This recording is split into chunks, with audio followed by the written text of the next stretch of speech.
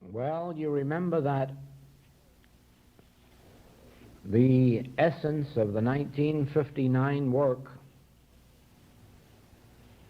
started here on Maui with our advanced work, the number 5 and 6 tapes. And the work that was started here at that time has been the message that I have carried around the world since then, across the United States, Canada, England, Holland, Germany, Switzerland, back into France, and then back into New York, and we wound up in Chicago last week with 2 tapes of a very unusual nature. The start of our work, and I'm going back, of course, to the start on Maui, you will remember, had to do with knowing the specific principles which constitute the message of the infinite way. Knowing these principles so thoroughly that they could be applied every day in our normal experiences, and thereby change the nature of our experience from purely human ones of good and evil to the realization and demonstration of spiritual harmony. At that time, you will remember that I brought out that one of the difficulties with all students was the fact, first of all, that they did not know these specific principles, did not know these principles specifically, and therefore were unable to consciously utilize them in their experience. And so as these principles evolved in unfolding in simple ways, it was possible to carry the message of these principles around this world and give them in such concrete form that it has been wonderful to watch the progress of the students since this manner of presenting the message began. It has been wonderful not only to watch the progress of individual students, it has also been a wonderful thing to watch how the application of these principles has produced greater and greater harmonies in the experience of those who have learned how to apply them. When we came to Chicago last week, the final step of the message seemed to come in revealing the barriers that prevented our first understanding and then demonstration of these principles. One after another, barrier was disclosed. Barriers that operate in our consciousness to keep us from realizing the nature of the message and applying the principles. And then today, as I was meditating and during the night on this meeting this evening and in our meetings the balance of this week, it seemed as if there was a concluding idea on the subject of barriers. As you know, it was given to me to present this message in this way for a period of 9 months, to prepare the students for the next step. And that 9 months will come to an end with the end of our mainland work in February. As a matter of fact, we should be back in Hawaii the first week of March for a month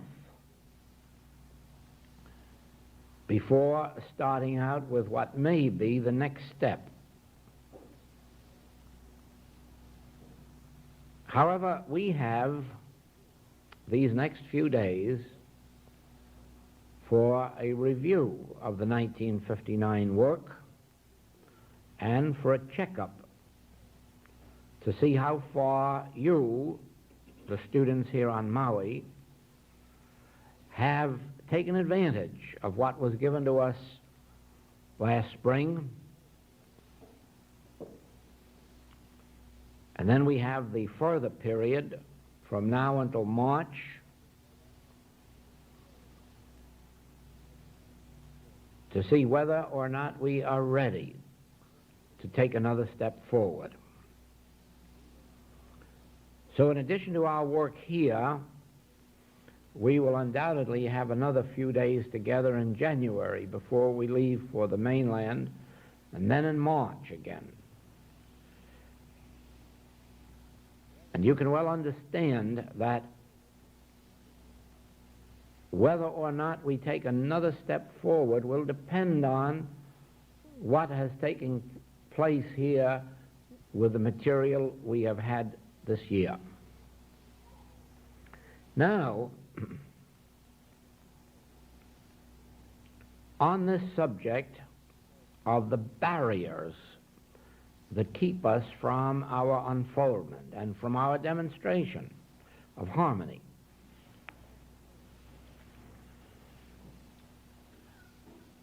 let us understand to begin with that God is the essence, the law, unto its own universe, its own spiritual creation. And that in our true being, we are that creation. In other words, our lives should be a pure spiritual unfoldment, a pure spiritual experience of God's grace. Our lives should be lived without a discord, without inharmony, without sin, without disease, without lack. In our spiritual identity, this is already the law unto our being. We, in this human scene, are not demonstrating that pure spiritual life. We are not living that pure spiritual life. We are not experiencing a life lived by grace. And the reason is that there are barriers which act to separate us from our source. These barriers are not powers. They are not constituted of reality. But they operate as if they were real, much in the same way that the belief that the world was flat kept the European world from experiencing the North American world. For centuries, the Europeans were deprived of all the good that could have come to them by traveling a few thousand miles of ocean. And what was the barrier that kept them back? Not a real barrier, not a barrier that had force or power, simply a belief that the world was flat. That was enough to hold them within their own bounds and prevent their walking out on the experience that would lead to North America. When that barrier was broken and demonstrated by Christopher Columbus, that ended the barrier for all time in human consciousness. And from then on, there was an open, free pathway to this continent.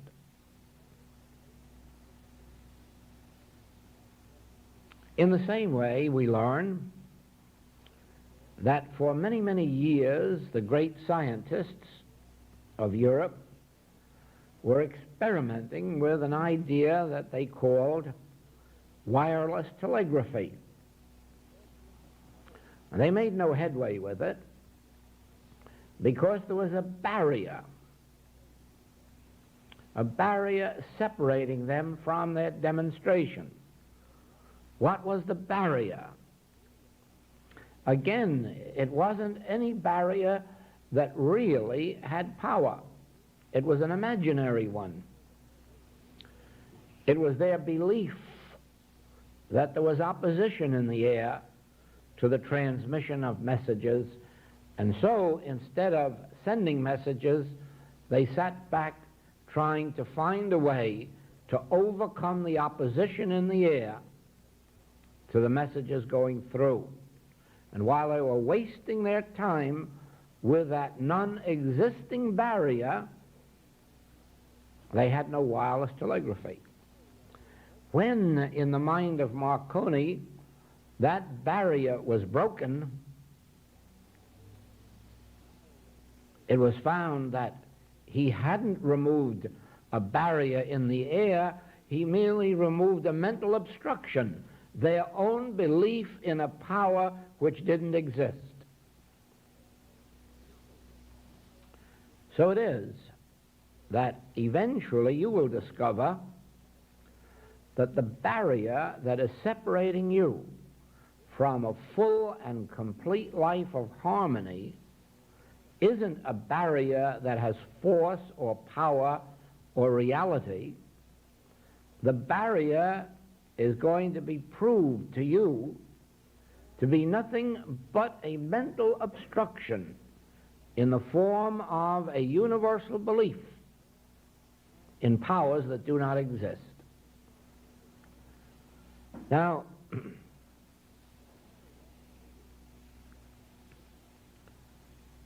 the barrier that I wish to speak of this evening is that of mental inertia.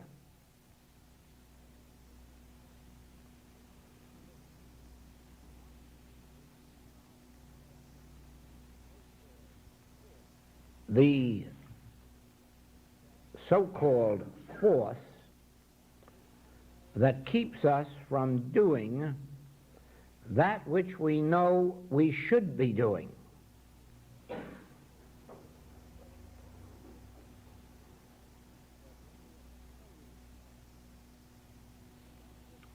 Because when we expose the fact that that which is causing us to neglect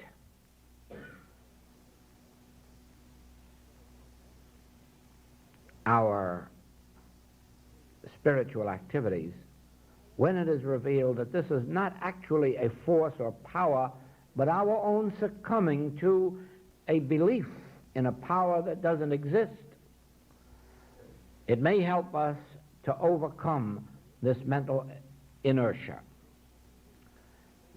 The belief in humanhood causes us to live the life of humans, which means continuing to recognize two powers, good and evil, so that even with our spiritual studies we awaken in the morning and wonder if it will be a good day or a bad day, or if we will have good success or failure, or whether we will be well or not so well. We still awaken in the morning with some measure of doubt as to the harmonies of the day, and with some measure of fear. Fear in the power of disease, or fear in the power of sin, or fear in the power of lack. As students of the infinite way, we know what to do about it. But this power of inertia prevents it. The Master gave us this message: ye shall know the truth, and the truth shall make you free. Now, what is there that stops us when we awaken in the morning from instantly beginning to know the truth? What is there that prevents us before leaving home in the morning or before starting the day's work? What prevents us from consciously knowing the truth? What is there that operates in our consciousness during the day that permits us to hear of sin, disease, death, lack, limitation, wars, and rumors of wars, and not be instantly alert in knowing the truth? What is there operating in our consciousness that prevents us from talking back to every discord that appears on the horizon of our day or night? What is there that stops us consciously knowing the specific truth whenever some form of discord or inharmony touches our lives? Well, of course, the quick and offhand answer is mental inertia.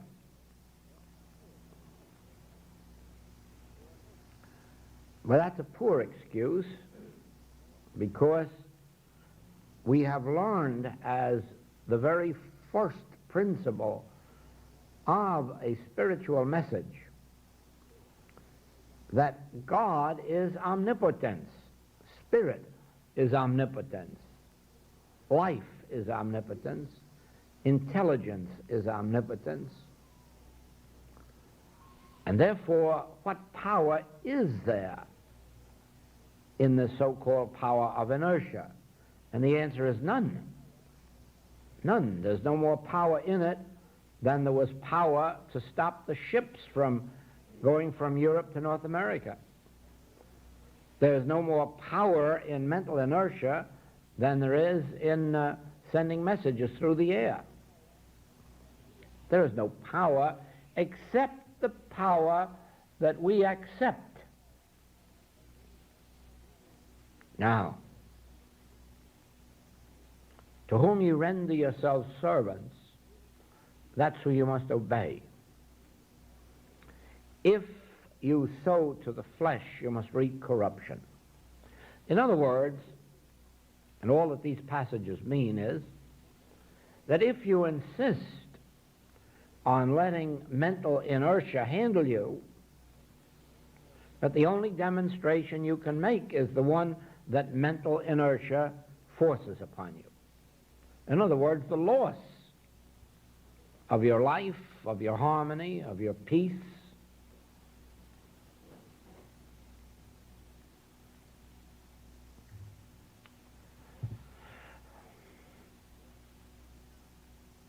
There operates in human consciousness a belief in two powers. This has nothing to do with you or me. We are not responsible for this. This is called the Adamic experience. This is the experience of Adam and Eve being cast out of Eden.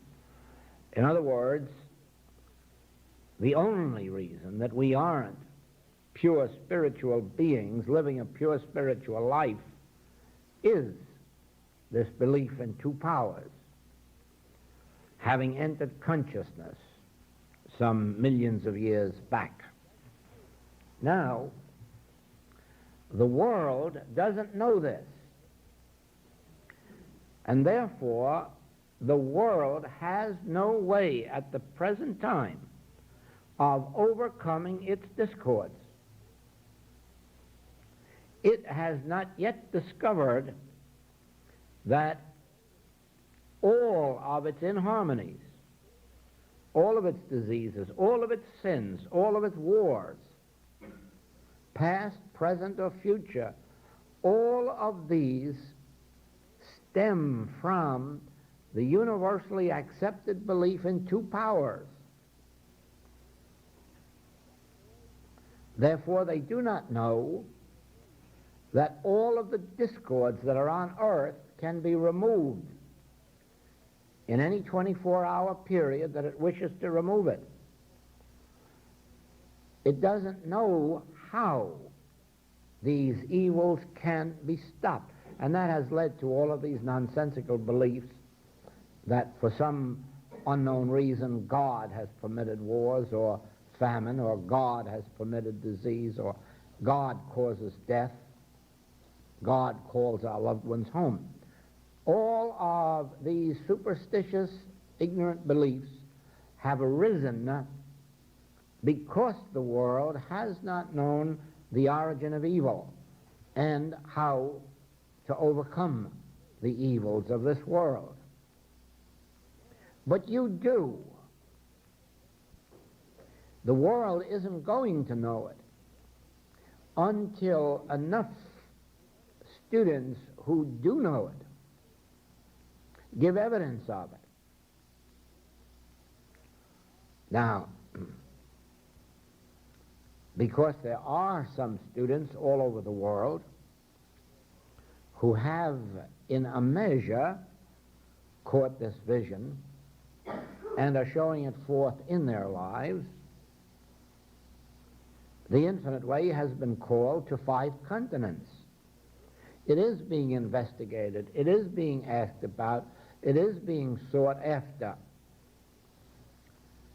And that is why you now have all of these writings published in American editions, British editions, now German and French being added to these. The reason is clear. There are enough students in the world showing forth the fruitage of these principles so that there are people in the world attracted to it, interested in it, and seeking it. Therefore, the answer is that we can't go out into the world and publish in newspapers or magazines the principles we have discovered, because they would be meaningless to the world. The world must see the fruitage of the understanding and demonstration of these principles and then inquire about them. And that is what's happening in the world on a small scale. You know that there is no actual power of evil. You know that from the measure of healings that you have already witnessed, whether it's healings of false appetites or healings of conditions. You know from your own experience that germs do not operate in the consciousness of those, or rather, germs do not operate destructively. Germs do not operate as disease in the experience of those who have, even in a measure, caught a glimpse of the truth that there are not two powers operating in this universe. There is only one, and that is God power. In the same way, you have experienced, in some degree, that lack and limitation does not operate in the consciousness of those who have, in some measure, caught the realization of one power, one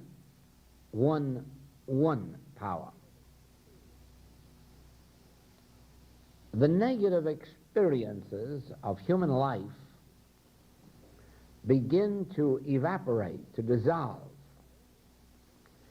in the experience of any individual who begins to perceive that God is the substance of form, God is the principle of life, God is the only law unto its creation. In the consciousness of an individual who begins to perceive the non-power of those powers that the world calls powers, the negative experiences of human life begin to dissolve. Sin falls away, appetites fall away, disease falls away, accidents become less. And then the spiritual harmonies begin to appear. Always remember this, up to a certain point of your discipleship, you are merely exchanging evil human conditions for good human conditions. Up to a certain point in your studies and spiritual practices, you are merely losing some forms of ill health and substituting some good health. You are probably losing a heart that doesn't operate properly and gaining a heart that does operate properly. Or you may be losing a bad digestive system and gaining a good digestive system. You may be losing a too small income and gaining a somewhat larger income. This is not yet your spiritual demonstration, remember. This is merely the first beginning of a spiritual life in which the negative experiences of human life dissolve and the more positive or richer human experiences come into manifestation. But all of this is only a way station to the real demonstration, and that is when you no longer are having health of the body, but when spiritual health or immortality is becoming evident as your flesh. When your demonstration of good is not merely the increase of dollars, but the realization and demonstration of spiritual supply. When you do not merely change bad human relationships for good human relationships, but when you begin to experience spiritual relationships. In other words, remember, always remember this: my kingdom is not of this world. And therefore, the Christ demonstration of life is not merely exchanging a sick body for a well body. The Christ demonstration of supply is not merely going from lack to more dollars. The Christ demonstration of immortality is not merely longevity. Adding 5 or 10 or 20 years to your lifespan is not a spiritual demonstration necessarily, because the most spiritually illumined individuals on the face of the globe at some time or other disappear from sight in the experience that is called death, but which is transition. And the fact that they may make that at 20 years of age or 33 years of age as Christ Jesus did, or 40 years of age or 50 as some of the disciples did, doesn't mean that they lack demonstration. It means they made their demonstration sooner than others make theirs. So don't think for a moment that just having more dollars is necessarily a spiritual demonstration of supply, because there are loads of people with plenty of dollars who haven't any sense of the spiritual. Don't think that merely having a perfect beating heart or liver or lungs or digestive system or eliminative system means a spiritual demonstration, because there are loads of healthy humans that are 1,000,000 miles from spirituality. Though, if you are to bring the kingdom of God into your experience, it must not be by judging as to whether or not the heart ticks so many to the minute, or whether so many dollars come into the pocketbook. For my kingdom is not of this world, and you must begin to look in another direction for a different type of harmony, and that is into my kingdom. In other words, the Master says, my peace give I unto you, but not as the world giveth. The world might give you a healthy body or a full purse. My peace is something beyond this, and yet the healthy body and the full purse goes with it. But they of themselves are not the demonstration. So it is that when you are confronted with problems of a human nature, it is only mental inertia that can prevent your realizing, wait a minute, man shall not live by bread alone, or man does not live by money alone, or man does not live by virtue of a heart or liver or lung alone. Man lives by every word that proceedeth out of the mouth of God. It is only a mental inertia that can prevent you, when you are bearing witness to physical or mental or moral discords, from turning away in the realization, my kingdom is not of this world. My thoughts are not your thoughts. My peace is not necessarily the peace of this world. Because the very moment that you withdraw your gaze from trying to improve human conditions, you have begun the destruction of what the Master called this world. You have begun the overcoming of this world. You are never on the spiritual path, and you are never on the way to overcoming this world while you are utilizing your spiritual wisdom, understanding, or knowledge in trying to exchange a sick body for a well one, or a sick purse for a well one. Now, every time that you are tempted to think in terms of improving this world, remember that you are denying yourself the opportunity of entering my kingdom, which is not of this world.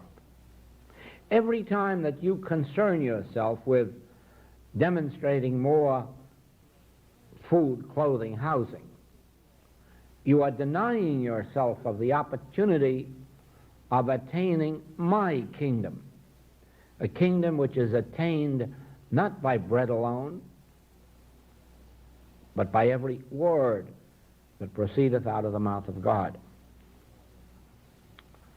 Every time that you are tempted to indulge personal sense, pity, sympathy, fear, judgment, condemnation, you are merely permitting inertia to keep you out of the kingdom of heaven. Inertia isn't a power. It is universally accepted as a power in just the same way as the air was considered a power against wireless telegraphy, or something else was considered a power to keep us from sailing the seas. Inertia isn't a power, but it operates as a power until you take hold of it and begin to consciously know the truth. Where does mental inertia originate? In that human mind, which is made up of two powers. And mental inertia is called the bad power. When you get back, and of course now it is necessary that you review your 1959 work, and as soon as you have the new book here, The Art of Spiritual Healing, you will find how all of this has been presented to us in such a way that we can narrow down our specific points of treatment and prayer and meditation. You will come to see that the longer you permit inertia to operate in your consciousness, the longer you are holding yourself from this spiritual kingdom, which means the life on earth of spiritual harmony. Ye shall know the truth, and the truth shall make you free. Every word that proceedeth out of the mouth of God is the truth that you have to know. But while it is often true that knowing a universal truth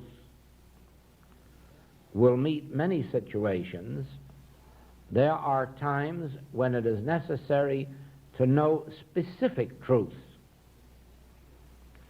And only you, in your own study and in your own lives, can determine what is called for when an occasion arises. For instance, you know now that the source, and you know this now particularly through your 1959 studies, you know that the source of every bit of discord on earth, in your experience, is a product of what we have called the carnal mind or mortal mind or devil. And you know that there is no such thing as a carnal mind or mortal mind or devil. You know that these are just three names that are given to the universal belief in two powers. There's no such thing as a mortal mind. There's no such thing as a carnal mind. There's no such thing as a devil. These are names given to this belief in two powers. So that when you are confronted with evil experiences or erroneous experiences or negative experiences of any nature, you know that you are called upon instantly to realize that this is but an appearance, a mental image produced by the universal belief in two powers, and by impersonalizing it in this manner, you begin the immediate dissolution of the appearance And in most cases, this universal truth, or the conscious knowing of this universal truth, will make the specific problems disappear. But then there are some errors that touch our experience that call for a more specific knowing of the truth, or a knowing of more specific truth. This you learn how to handle only through experience. For instance, we all have these problems of human experience, of human relationships. They may be within the home, marital, or they may be with children, or they may be with employer and employee, or they may be employees in the same office or building. The subject of human relationships goes all the way from parent and child, man and wife, up to those relationships which govern world relationships, national and international. Now, there is a remedy for all of the discords of human experience, and the very first remedy is the understanding that there could be no discords except for this belief of good and evil. But as a rule, it is necessary to go further in working out problems of human relationships, and that involves the realization of our true identity. Now, in our writings, we have 2 chapters devoted to this subject of relationships. One, Love Thy Neighbor in Practicing the Presence, and the other, the relationship of oneness in the art of spiritual healing. And here we learn these specific truths about relationships, so that as we come into discordant or inharmonious human relationships, we can instantly turn to these specific truths, and with these work out our salvation. It is in the same way that in working out problems of health, most problems can be worked out just from this basis of understanding the source of all sin and disease as being impersonal carnal mind, and then nothingizing it. But there are times when specific truth is necessary, as for instance often happens where there are diseases caused in the human world by weather, climate,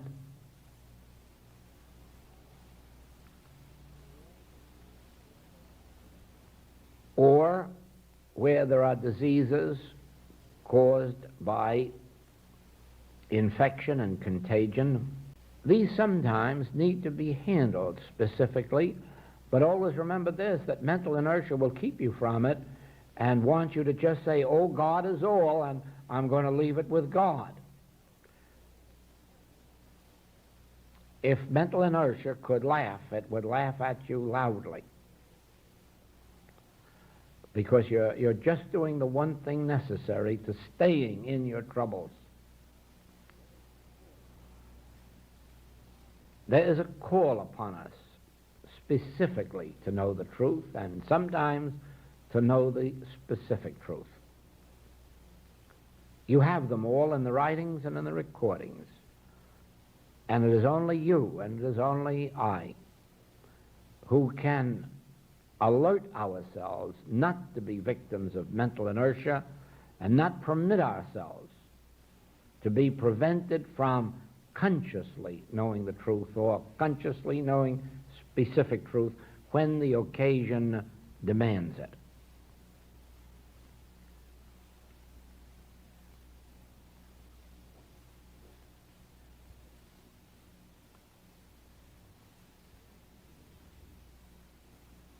as human beings, we are what the Master called us, branches of a tree cut off from the tree, which wither and die.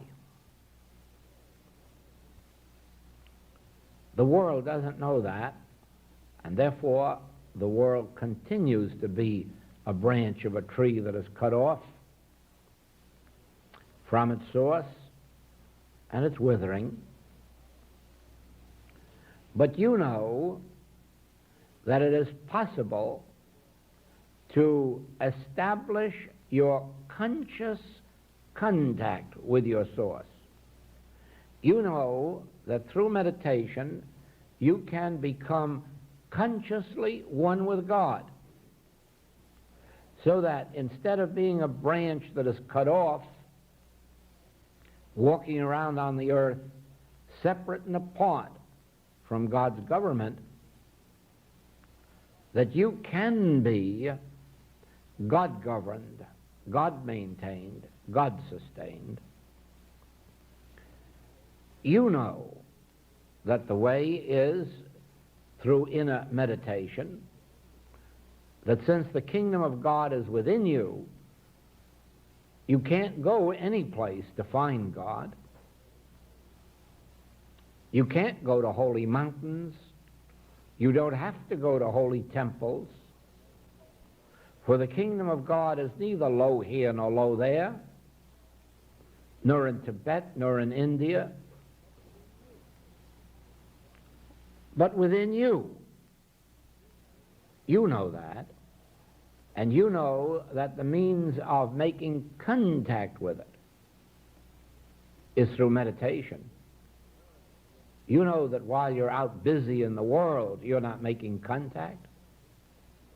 You know that you have to set certain periods of the day and night aside for that inner meditation. You know that there may be periods of 1, 2, or 3 minutes sometimes. You know that there are other times when you need 5 or 6 or 8 or 10. You know that there will be occasions when you can and will have to be in meditation for 20 minutes before you get that click. You know all this. What then keeps you from your regular periods of meditation throughout the day and night, even if they're limited to 1 or 2 minutes at a time? What keeps you from it except inertia, nothingness that just prevents your saying, I will sit me down and meditate. I will take this minute for meditation. I will retire from the world. I will go to the bathroom. I will go to my bedroom. I will go to the washroom. I'll walk in the park at noontime. What prevents all this? Not a power, no, the absence of a power called inertia. In other words, to overcome inertia, we have to grab hold of the word I and say, I intend to reach this kingdom of God. I intend to live the spiritual life. I propose to give myself to spiritual contemplation. I have decided to overcome this world. I have been led to find the way to the kingdom of God, and I shall not let anything interfere, whether of a real nature or an unreal nature. I am determined to know God face to face. Whom to know aright is life eternal. How can we know God aright without periods of withinness if the kingdom of God is within you? Do you not see then that one of the barriers to the demonstration of spiritual harmony is inertia, mental inertia, something that prevents us from sitting down now something that convinces us that we can wait until tonight, a tonight which never comes, or a tomorrow morning which never comes, or a middle of the night in which we do not awaken. So it is that sometimes we must specifically realize that if we are not doing all that is within our awareness, all within our understanding, if we're not doing all of this to promote our own spiritual good, that we are permitting the power of inertia to act as a barrier to our demonstration. Remember, at every appearance of evil, whether in your experience or the experience of someone down the street or someone passing by, you are called upon to know the truth. Nothing of an erroneous nature, of a limiting nature, of a material nature can come to your attention without your instantly being called upon to do something about it. Even the experience of the man on the road to Jericho. Nobody had a right to pass that man without doing something. And in our case, the doing would be the knowing, because it might not be necessary for us to pick the man up and take him to a hotel and pay his room rent. If our knowing of the truth were truth, he could jump right up and go on about his business. We are under an obligation never to accept appearances. We are under an obligation to know the truth and know it specifically, consciously, constantly, if we are to overcome this world. There is nothing that is outside the realm of your responsibility, whether it is the threat of destructive weather, whether it is the threat of infection or contagion, whether it is the threat of war or rumors of war, whether it is the threat of an election, regardless of what the name or nature of the human circumstance may be, you as spiritual students are under a responsibility not to let mental inertia handle you, but instantly, consciously know the truth. Realize the nature of the illusion, of the appearance. Impersonalize the appearance. Separate it from the person in whom, on whom, or through whom it seems to operate. And then nothingize it in the realization that only that is power which emanates from God. Only that is law which emanates from God. Only that which is life which emanates from God. Only that is truth which emanates from God. All else is this carnal mind, which is not enmity against God. It is actually nothing more nor less than a universal belief without any substance, law, or cause.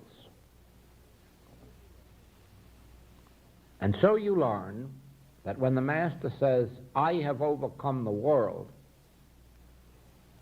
he overcame it for himself. He didn't even succeed in overcoming it for his disciples. They still had that job to do for themselves. He was the way shower and showed them how to do it. And in a measure, he demonstrated the harmonies of the spiritual realm for them. But the overcoming That was left for them to do. And so it is with us. You know, for it is all in the books and in the recordings, you know the nature of error, and you know how to overcome it. Not by fighting it or battling it, not by warring against it. That destroyed Paul and everyone else since Paul who has attempted to go out and crusade against error. But you know how to handle it in its nothingness, and you are charged with a responsibility for doing it for your own life's sake. And not only for your own life's sake, but that in accomplishing it, you become the way shower for those in your world who must necessarily ask the question, how did you do this? What has brought this into your experience? And can I go and do likewise? And so I suppose that we may call our entrance into the spiritual life a responsibility. And it is our individual responsibility to remove the barriers from consciousness which would obstruct the entrance of the kingdom of God into active expression. Thank you.